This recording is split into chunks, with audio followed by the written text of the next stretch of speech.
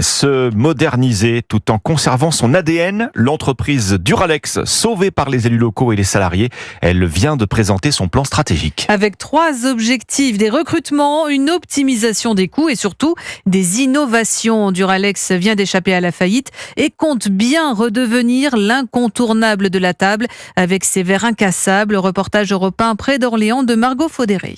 Il y a une seule usine Duralex, elle est ici à la Chapelle-Saint-Mémin. Dernier vestige d'une histoire vieille de plus de 80 ans, ce site regroupe aujourd'hui l'intégralité de la production de Duralex, des célèbres verres Picardie à la vaisselle de table, comme l'explique Nicolas Rouffet, le directeur industriel du site. On a des toutes petites références où on en sort plus de 120 par minute. Et après, si on fait des gros saladiers, là on va en sortir moins de 30 par minute. Au total, le catalogue Duralex propose près de 200 références, les mêmes depuis plus de 25 ans. Et c'est là-dessus que les salariés comptent agir avec un objectif de 3 nouveautés par an, détaille Vincent Valin, le nouveau directeur de la stratégie. On va lancer des Picardie avec un format verre à bière, une boîte de conservation avec un couvercle clipsable. Mais les traditions et innovations, c'est bien cette stratégie qui doit permettre à terme de booster les ventes et de pérenniser une marque qu'on ne présente plus, rappelle François Marciano, le directeur général de la SCOP Duralex. Quand on pose la question, est-ce que vous pouvez me citer 3 marques de verre creux? Et généralement, la première, c'est Duralex. Quand on regarde le chiffre d'affaires avec cette notoriété, il y a quelque chose qui ne va pas. Duralex espère ainsi faire progresser son chiffre d'affaires de 30% d'ici à 2029.